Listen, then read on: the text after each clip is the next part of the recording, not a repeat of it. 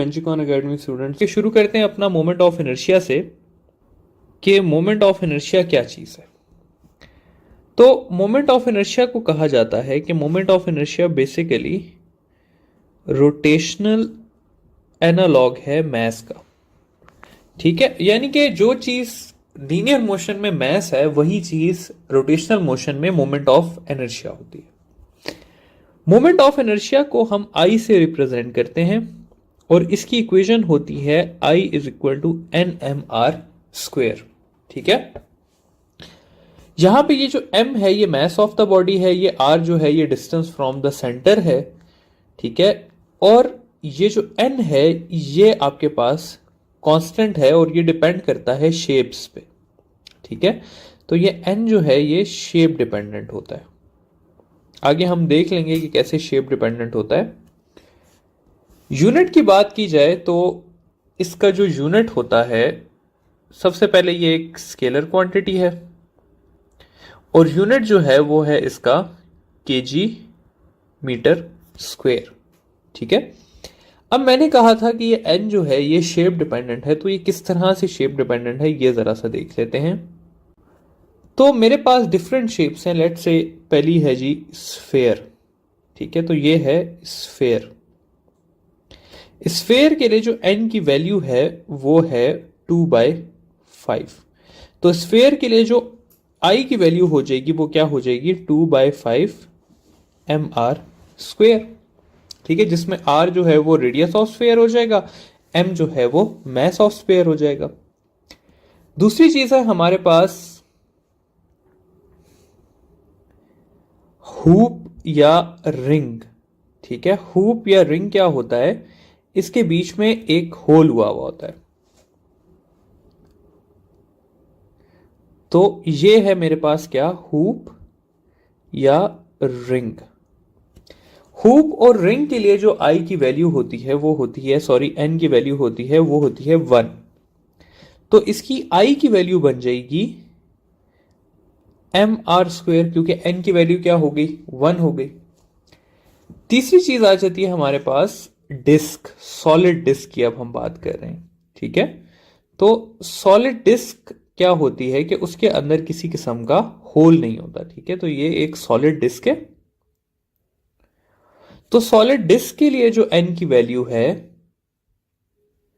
वो है हाफ। तो आई की वैल्यू हमारे पास हो जाएगी हाफ एम आर स्क्वेयर। और फाइनली जो चीज है वो है रॉड।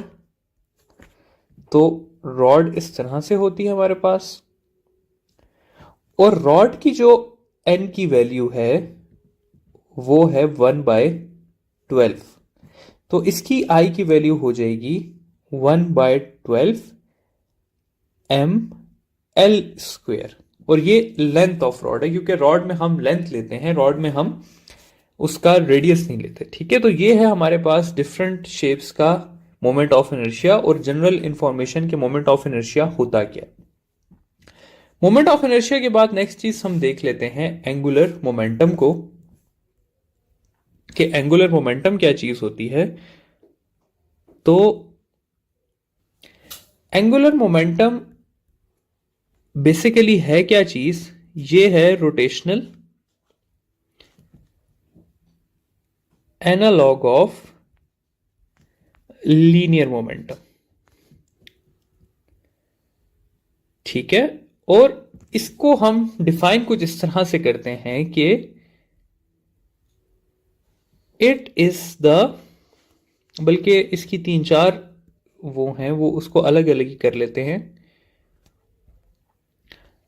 लीनियर मोमेंटम की 3 एक इक्वेशंस हम बना सकते हैं, जिसमें सबसे पहली जो है वो है कि ये है क्रॉस प्रोडक्ट ऑफ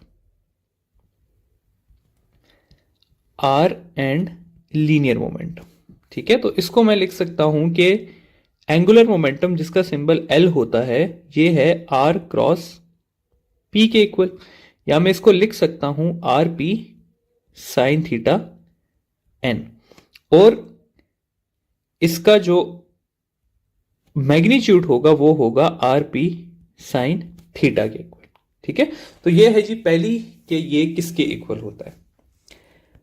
दूसरी चीज क्या है कि एंगुलर मोमेंटम इक्वल होता है एम आर वी के इक्वल। ठीक है, जिसमें ये एम जो है ये मैस है, आर जो है वो डिस्टेंस फ्रॉम सेंटर है, और ये v जो है ये इसकी टेंजेंशियल वेलोसिटी है। ठीक है, और फाइनली जो है वो इसको मैं ऐसे भी लिख सकता हूं कि L is equal to I omega. ठीक है, और इसमें अगर मैं वेक्टर फॉर्म इसकी लिखूं तो मैं ऐसे करके लिखूंगा इसकी, और इसकी scalar form m r v होगी, और इसकी scalar form simply I omega होगी। और इस आई ओमेगा में ये जो आई है ये मोमेंट ऑफ इनर्शिया है, और ये जो ओमेगा है ये आपके पास एंगुलर वेलोसिटी है। ठीक है, तो ये तीन एक इक्वेशंस हैं जिससे आप एंगुलर मोमेंटम फाइंड कर सकते हैं। ठीक है, आप डिपेंड करता है कि आपको सवाल में क्या दिया हुआ है। फॉर एग्जाम्पल अगर आपको सवाल में दिया हुआ है कि अ बॉडी इज rotating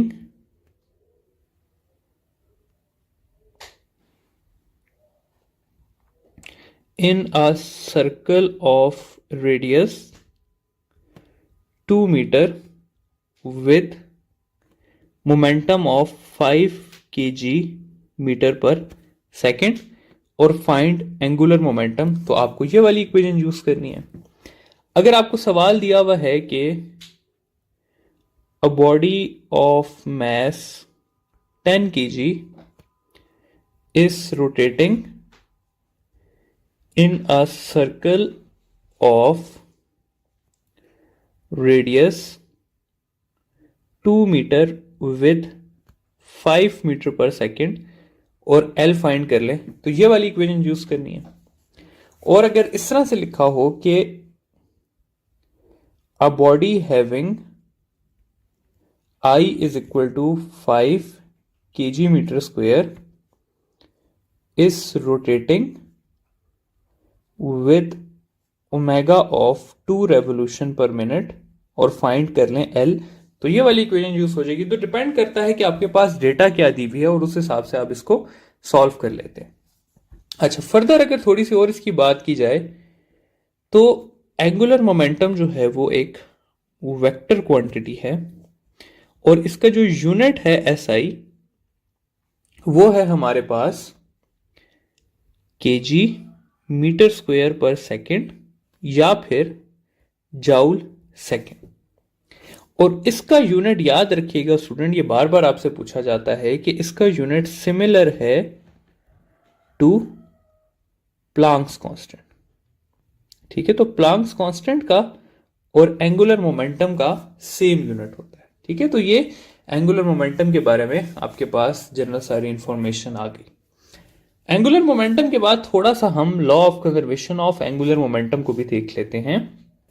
अच्छा जी, अब इसमें यह है स्टूडेंट्स कि ये सिमिलर है मोर और less law of conservation of linear momentum जैसा, लेकिन इसमें थोड़ी सी चीजें चेंजेस हैं। ठीक है, क्या क्या चेंजेस हैं कि वहां पे था in absence of external force, यहां पर है in absence of external torque. वहां पे था लीनियर मोमेंटम रिमेन्स कांस्टेंट, यहां पर हो जाएगा एंगुलर मोमेंटम रिमेन्स कांस्टेंट। ठीक है, तो यहां पर क्या है, यहां पर यह है कि अगर टॉर्क आपके पास 0 है तो आपके पास इनिशियल मोमेंटम और फाइनल मोमेंटम आपका क्या होगा, सेम होगा। या इसको मैं ऐसे भी लिख सकता हूं कि I omega initial is equal to I omega final. या इसको सिंपली मैं ऐसे करके भी लिख सकता हूं कि आपका मोमेंटम जो है वो क्या रहता है, कांस्टेंट रहता है। अब एंगुलर मोमेंटम हमें पता है कि किसके इक्वल है, एंगुलर मोमेंटम है आई ओमेगा। तो आई ओमेगा का प्रोडक्ट किसके इक्वल रहता है? कांस्टेंट रहता है। या मैं इसको ऐसे लिख सकता हूं कि आई जो है वो ओमेगा के इनवर्सली रिलेटेड है। अब आई जो है क्योंकि वो हमारे पास एम आर स्क्वेयर के होता है, तो मैं लिख सकता हूं कि एम आर स्क्वेयर जो है वो इनवर्सली प्रोपोर्शनल है ओमेगा के।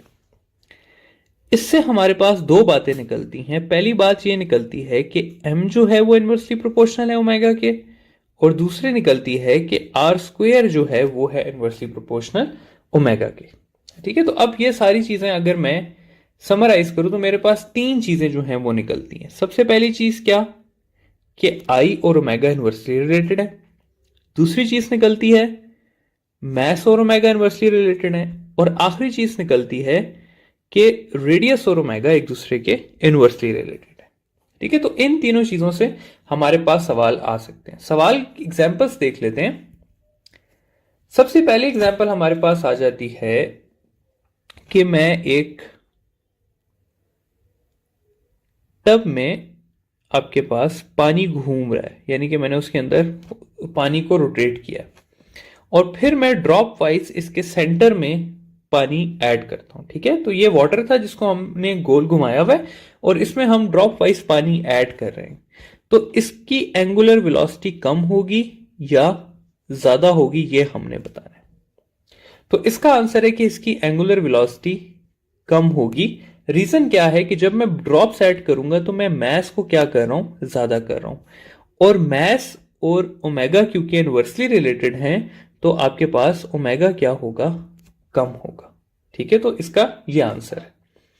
दूसरा एक सवाल देख लेते हैं कि एक बंदा जो है वो एक आपके पास स्विंग पे खड़ा हुआ है, ठीक है, और फिर वो उसी स्विंग पे बैठ जाता है। ठीक है, तो किस वक्त आपके जो एंगुलर वेलोसिटी है वो ज्यादा होगी या कम होगी? तो इसका आंसर है कि इसमें भी आपकी एंगुलर वेलोसिटी कम होगी। रीजन क्या है कि जब ये खड़ा हुआ था तो इसके सेंटर से सेंटर ऑफ ग्रेविटी इतना था, यानी कि इसका आर इतना था। लेकिन जब ये बैठ गया तो इसका आर क्या हो गया, ज्यादा हो गया। तो आर और ओमेगा जो हैं वो इनवर्सली रिलेटेड हैं। तो अगर आर ज्यादा होगा तो ओमेगा क्या होगा, कम होगा। ठीक है, एक और एग्जांपल देख लेते हैं जो किताब में मेंशन की होती है काफी बार, कि एक बंदा है वो डाइव करता है इनटू स्विमिंग पूल। तो अगर ये अपने आप को अपने लेग्स को करीब लेके आएगा तो इसकी एंगुलर वेलोसिटी कम होगी या ज्यादा होगी? तो ये देखिए स्टूडेंट्स, यहां पर इसकी जो अफेक्टिव रेडियस था वो इतना था और यहां पर क्या हो गया, कम हो गया। तो अगर रेडियस इसका कम होगा तो ओमेगा इसका क्या होगा, ज्यादा होगा। ठीक है, तो इसी तरह के सवाल जो हैं वो आपसे पूछे जा सकते हैं। ये कुछ एग्जांपल्स थी जो कि मैंने दे दी। फाइनली अगर हम मोमेंटम को डिस्कस कर ही रहे हैं तो हम देख लेते हैं relationship between torque and angular momentum. तो टॉर्क और एंगुलर मोमेंटम का आपस में क्या रिलेशन है? तो टॉर्क जो होती है वो होती है हमारे पास rate of change of angular momentum.